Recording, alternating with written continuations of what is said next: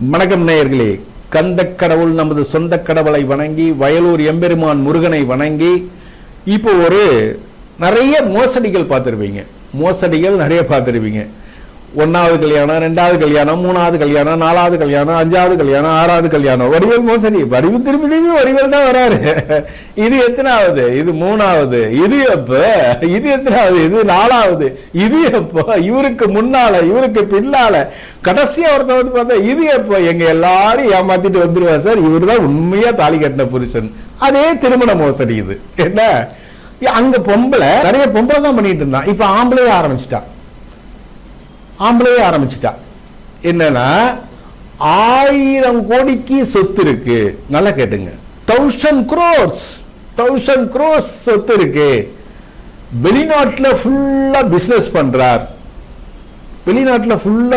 பண்றார் அப்படின்னு சொல்லி ஒரு இளைஞர் 12 பெண்களை ஏமாத்திட்டார். ஒரு டாக்டர் உட்பட. டாக்டர் ஏமாந்துருக்காங்க. அவங்களும் மனுஷன் தானே, பேசுறதுனால இருக்கு. டாக்டர் உட்பட ஒரு 12 பேர் ஏமாந்துட்டாங்க. அந்த சிபிங்கிற ஆளை கைது பண்ணிட்டாங்க. அவன் பேர் சிபியே இல்லை. என்ன குப்பின்னு வச்சுக்கலாமா? என்ன சிபி இல்ல அவன் பேரு. பின்னாடி விளக்கமா சொல்றேன்.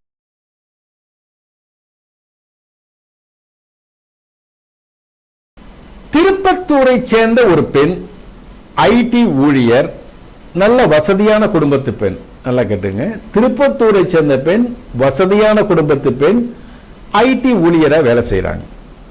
அவங்க தன்னுடைய திருமண தகவல் இத மாதிரி இருக்கு இல்லையா, இதுக்கான வெப்சைட்ல கொண்டு போய் தன்னுடைய பேரையும் போட்டோவையும் பதிவு பண்றாங்க. இவனுக்கு வேலையே பணக்கார பெண்களை வச்சு குறி வைக்கிறது தான் இவனுக்கு வேலையே. யாருக்கு? சிபிஐயாவுக்கு அதான் வேலையே. உடனே பதிவு போடுறாங்க. பதிவு போட்ட உடனேவே ஒரு கால் வருது. வணக்கங்க, நான் சிபியுடைய தம்பி பேசுறேன்.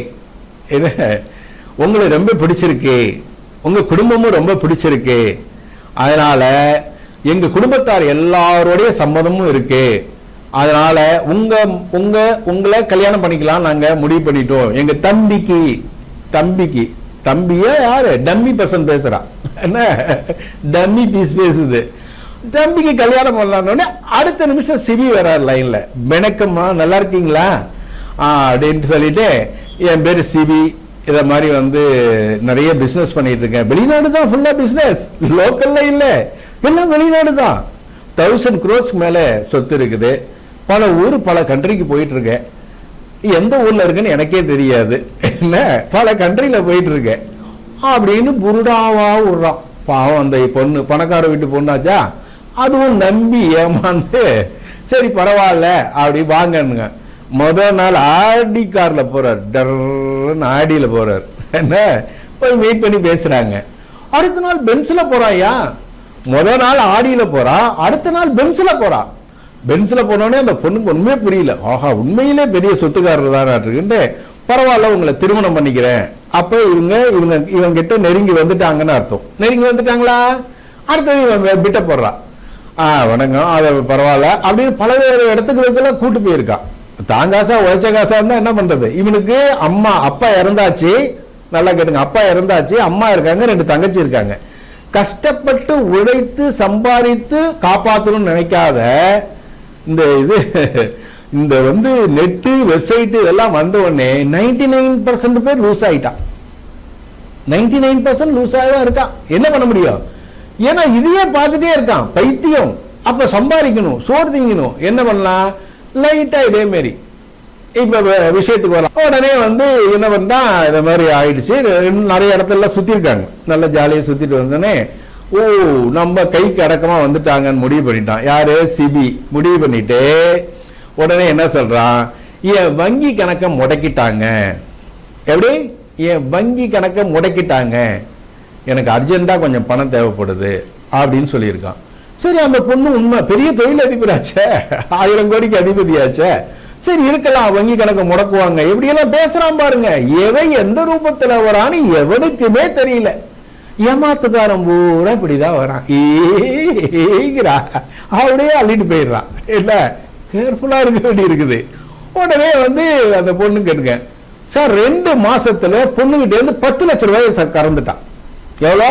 2 மாசம் பழகினதுல 10 லட்சம் ரூபாய் அடிச்சுட்டாங்க சார். இந்த பொண்ணுகிட்ட மட்டும் 12 பெண்கள் இருக்காங்க. இது 11, இது 12வது பொண்ணு. என்ன 10 லட்சம் ரூபாய் அடிச்சுட்டான். அதெல்லாம் கூட இருக்கட்டும். அந்த பொண்ணு என்ன பண்ணிருக்காங்க, உங்க அப்பா அம்மாவை பார்க்கணும், உங்க குடும்பத்தை பார்க்கணும் அப்படின்னு இருக்காங்க. அதுக்கு ஒவ்வொரு நேரமும் எனக்கு பிஸியா இருக்கேன், நான் ஃபாரின் போகணும், இதே மாதிரி இருக்கு, எனக்கு அக்கௌண்ட்ஸ் இருக்கு, ஏதோ ஒண்ணு சமாளிச்சு அந்த பொண்ணை ஏமாத்திட்டே வந்திருக்கான். 10 லட்சம் ரூபாய் வாங்கினதுக்கு அப்புறமும் அந்த பொண்ணை ஏமாத்திட்டே வந்திருக்கான். அப்பாவையும் காட்டல, அம்மாவையும் காட்டல, தங்கச்சியும் காட்டல, யாருமே காட்டல. அந்த பொண்ணு படிச்ச பொண்ணு இல்லையா, கொஞ்சம் சந்தேகம் வந்திருக்கு. இவன் உண்மையான ஆளா பொய்யான ஆளா? நல்ல காலம் 10 லட்சத்திலே வந்தது. 1 கோடி கொடுத்து ஏமாந்தா என்ன பண்றது? சாமியாட்ட 14 கோடி கொடுத்தாங்க பாருங்க. 14 கோடிக்கு அப்புறம் அவருக்கு மனசு வந்தது லண்டன் தம்பதிக்கு.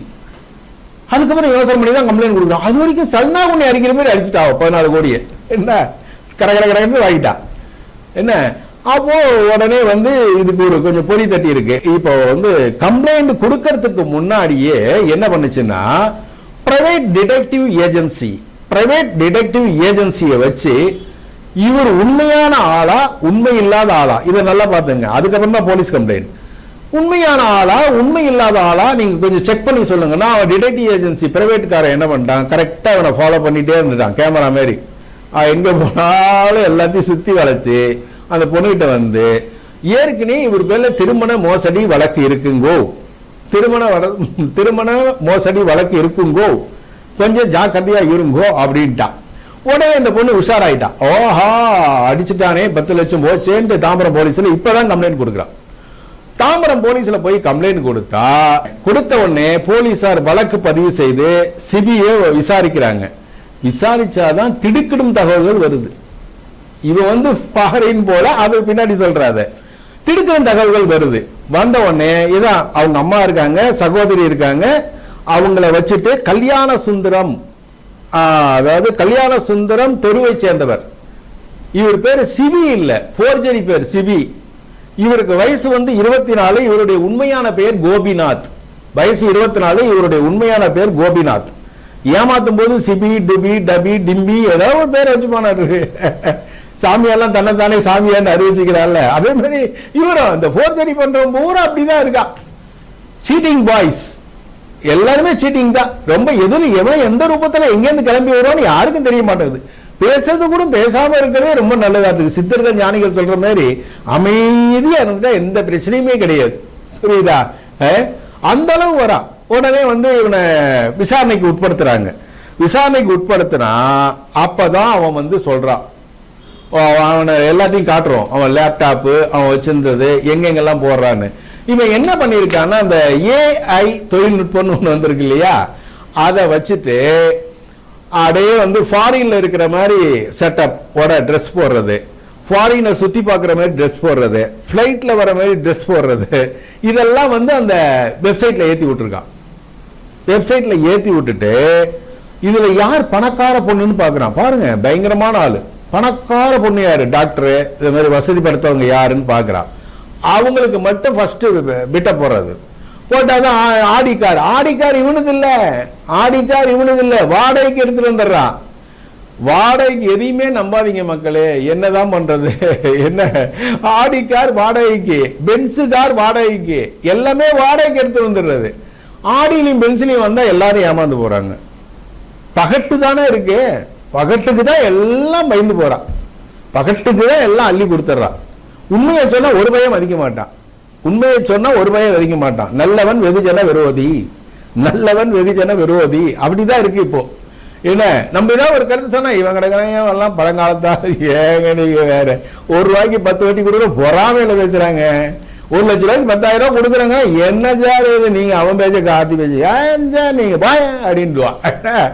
தர முடியாதுயான்னு நான் சொல்லுவேன். என்ன வாய்ப்பு இல்லையா, தங்கம் கடத்தினாலும் கஞ்சா கடத்தினாலும் தர முடியாது. ஏன் சும்மாருங்க சார், வேற அவருக்கு வேற வேலை இல்லை. நீங்க சம்பாதிக்கிறத பார்த்து பொறாம போறான். 1 லட்சம் ரூபாய்க்கு 10,000 ரூபாயா தம்பா பொறாமப்படுறாரு அவர் அடிப்பா.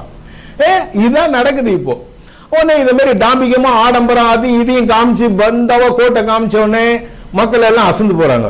1000 கோடி தெருக்கோடியில இருக்கான் பட்டினத்தார் மாரி. அவன் சொல்றத பாருங்க, 1000 கோடி தெருக்கோடியில இருக்கான் பட்டினத்தார் பேர் இருக்கா. திருவங்காடு சந்தையில உட்கார்ந்து இருப்பார். வருவார் ராஜா. இவர் எங்கேயும் பார்த்த மாதிரி இருக்கு. உங்களுக்கு பணம் கொடுக்கிறவரு பிறந்த நாளைக்கு பரிசெல்லாம் அள்ளி குடிக்கிற பட்டினத்தருக்கா இந்த நிலைமைட்டு கீழே குதிப்பான். பட்டினத்தார் கேட்பான், என்ன எங்க வந்து உட்காந்துருக்க? நீ நிக்கிற, நான் உட்காந்துருக்கேன், இதை விட எனக்கு என்ன வேணும் பாரு பட்டினத்தார். அதான் ஞானி. ஆடுகிற ஆட்டமும் ஓடுகிற ஓட்டமும் கூடுகிற கூட்டத்தை வச்சுதான்டா தெரியுமா பட்டினத்தார். என்ன அதே மாதிரிதான் நடக்குது இப்போ எல்லாமே. ரொம்ப மாயை, கண்ணை மறைக்குது பணம். எவனை பார்த்தாலும் கோடின்னு சொல்றானே சார். நம்மள ஒரு கோடியை கூட பார்த்தது இல்லையே. எவனை பார்த்தாலும் அடிக்கிறவனும் கோடியை தான் அடிக்கிறான், கல்யாணம் பண்றவனும் கோடியை தான் சொல்றான். 1000 கோடி எடுத்தவனே 1000 கோடி, 10 லட்சம் 20 லட்சம் சொன்னா கூட பரவாயில்ல, 1000 கோடிக்கு அதிபதி அப்படிங்கிறான். அதுல பொண்ணுங்கள்லாம் மலாந்துடுறாங்க. உடனே வந்து கம்ப்ளைண்ட் கொடுத்து இப்போ வந்து அவங்கள விசாரிச்சு, அதுல விசாரிச்சப்பதான் அவன் என்ன சொல்றான்னா 12 பொண்ணை ஏமாத்திருக்கான். அதுல டாக்டரும் இருக்காங்க. சில பேர் கௌரவத்துக்கு பயந்துகிட்டு கம்ப்ளைண்ட் கொடுக்காம போயிட்டாங்க. இந்த பொண்ணு மட்டும் இல்லைன்னா இவன் இன்னும் ஒரு 50-60 பேரை வேட்டை விட்டுருப்பான். இவனுக்கு சனிதசை ஆரம்பிச்சுச்சாட்டு. இந்த பொண்ணு போய் கரெக்டா தாம்பரத்தில் கொடுத்துட்டாங்க. அதனால கரெக்டா மாட்டிக்கிட்டான். மாட்டி இப்போ அவனுடைய இது எல்லாத்தையும் சீஸ் பண்ணிட்டாங்க. இப்போ ஒன்றும் தெரியாது. இப்போதைக்கு காட்டுறது 12 தான் முள்ளு காட்டுது. எதை காட்டுது? 12 தான் முள்ள காட்டுது. இன்னும் சிறைச்சாலைக்கு போய் விசாரணைக்கு வந்து போலீஸ் கைது பண்ணி புதை சிறையில் போட்டாங்க. இவனை கைது பண்ணி புதை சிறையில் போட்டாச்சு. இனி விசாரணை பண்ணி இவன் வந்து 12 பேர் மட்டுமா, இன்னும் யாரா இருக்காங்களா, இல்ல லட்சமா கோடியா? ஆனா போனதுதான். லட்சமும் போனாலும் போனதுதான், கோடி போனாலும் போனதுதான். அவன் ஜெயில இருந்துட்டு வந்துருவான். உங்க பணம் என்னாச்சு? சில பேர் கூட நட்பா பழகி உடலுறவுலையும் ஈடுபட்டிருக்கான். 12 பெண்கள்ல 11 பெண்கள்ல இதே மாதிரி பண்ணியிருக்கான். எவ்வளவு ஒரு மட்ட ரகமா போயிட்டு இருக்காங்க பாருங்க. திருமண மோசடி எல்லாம் ஆன்லைன் தான். ஆன்லைன்ல வர்றதுதான் பெரிய கேடா இருக்கு. அதுக்குதான் தாய் தகப்பன் சொல்றதை பார்த்து யாரு என்ன அந்த காலத்துல எல்லாம் விசாரிப்பாங்க. அவங்க யாரு, அவங்க தாத்தா யாரு, அவங்க அப்பா யாரு, சித்தப்பா யாரு, இவங்க என்ன பண்றாங்க, அவங்க என்ன பண்றாங்க, இதெல்லாம் கேட்டுதான் பொண்ணையா இருந்தாலும் பையனா இருந்தாலும் விளக்கம் கேட்டுதான் எல்லாம் செய்வாங்க. இப்ப வந்தாலும் வந்தது பெரிய மோசடியா இருக்குது. உடனே இவங்களும் பாக்குறாங்க, அவங்களும் பாக்குறாங்க, ஆன்லைன்ல புக் பண்றாங்க. 1000 கோடி அப்புறம் தெருக்கோடியில வந்து நிக்க வேண்டியதா, எல்லாத்தையும் வேட்ட விட்டுறான். இப்ப கைது பண்ணி அவனை விசாரணை பண்ணாதான் எவ்வளவு, இன்னும் 12 பெண்களா, 50 பெண்களா, 40 பெண்களா? இவன் வந்து சாதாரண ஒரு குடும்பத்தை சேர்ந்த கல்யாண என்ன சொன்னல, கல்யாண நகர்ல ஒரு சாதாரண குடும்பத்தை சேர்ந்தவன். அப்பா இறந்துட்டாரு, அம்மா மட்டும் இருக்காங்க, 2 தங்கச்சி இருக்காங்க. பரம கொஞ்சம் ஏழையான குடும்பம், சம்பாதிச்சு பிழைக்கிறதுக்கு வழி இல்லாம ஆன்லைன்ல சூஸ் பண்ணி 1000 கோடி அவுத்து விட்டான். 1000 கோடி அவுத்து விட்டோன்னே பல பேர் டான்ஸ் போட்டு போயிட்டாங்க. இதான் நடந்தது இப்போ. அதனால மக்களே, தீர விசாரிக்காமல், தீர வந்து பார்க்காமல், எந்த கான்டாக்ட் வெளியில வந்து ஆடி பென்ஸ்ல வரான்னு நீங்க பயந்துட்டீங்கன்னா அதுல ஒரு யூஸும் இல்லை. இப்ப எல்லாம் மாயை, சீட்டிங். அதை வாடகைக்காரர் எடுத்து வந்திருக்கான். வாடகையில வந்து மல்லாத்திட்டான். எல்லா பெண்கள்ட்டையும் சொல்லி அவங்க வலைக்கு வந்தோடனே அவனுடைய முதல் வேலை வங்கி கணக்கு முடக்கம். வங்கி கணக்கு முடக்கம். அடே முல்ல 2 3 மொத்தமா வாங்குறது இல்ல. இந்த சாமியார் மாதிரி 14 கோடி வாங்கல, இல்ல 2 கோடி 6 கோடி 3 அடிக்கணும், மணி அடிக்கணும், 14 கோடி வாங்கிட்டான். அதே மாதிரி இவனும் யாரும் நல்ல கிரிமினலா சிந்தனை பண்றான். மொத்தமா கேட்டா பயந்துருவாங்கன்னு 1 2 இதை மாதிரி அதுக்கு பணம் கட்டணும், இதுக்கு பணம் கட்டணும், அதுக்கு பணம் கட்டணும், ஈஸியா கொடுத்துட்றாங்க. கொடுத்துட்டு மொத்தமா பார்க்கும்போது ரவுண்ட் பிகர் பயத்தால சுத்துது. 10 லட்சமா அப்படின்னு. 10 லட்சமா? அந்த பொண்ணு யோசனை பண்ணிதான் தாம்பரத்தில் கம்ப்ளைண்ட் கொடுத்துருக்காங்க. சரி, இனி விசாரணைக்கு எடுத்து அவன் எத்தனை பேரை ஏமாத்தினா, இன்னும் யார் யார் இருக்காங்க அப்படிங்கிறது பின்னாடி தெரியும். அதையும் மீண்டும் ஒரு எபிசோட்ல சொல்றோம். ஓகே, ரொம்ப ஜாக்கிரதையா இருங்க. களி முத்திருச்சு. நன்றி, வணக்கம். சித்தரின் மெய்சிலுக்கும் அனுபவங்கள் என்று முன்னரே கூறியிருந்தோம் அல்லவா? அந்த உண்மையை உங்களுக்கு சொல்ல வேண்டாமா? அந்த சித்தர் நேரடியாக அந்த அம்மனுக்கு அபிஷேகம் செய்யும் போது அந்த அம்பாள் பாம்பு ரூபத்தில் எழுந்தருளியிருக்கிறாள். அந்த காட்சிகளை இப்போது நீங்கள் பார்த்து கொண்டிருக்கிறீர்கள். அந்த பாம்பு ரூபத்தில் எழுந்திருக்கும் அம்பாளை இந்த சித்தர் பாலால் அபிஷேகம் பண்ணுகிறார், சந்தனத்தால் அபிஷேகம் பண்ணுகிறார். என்னதான் ஜீவன் இருந்தாலும் 5 அறிவு படைத்த ஜீவன், தெய்வத்தினுடைய பாம்பு இல்லை என்றால் யாராயிருந்தாலும் தீண்டும். ஆனால் கடவுளின் அருள் பெற்ற இந்த சித்தர் அந்த பாம்புக்கு அபிஷேகம் பண்ணும் போது எந்தவித மறுப்பும் அது தெரிவிக்கவில்லை. சில நேரம் மஞ்சள் தண்ணி எடுத்து அது வாயிலே போடுறார். இதெல்லாம் பார்க்க ரொம்ப மெய்சிலிருக்கும் அனுபவமா இருக்கு.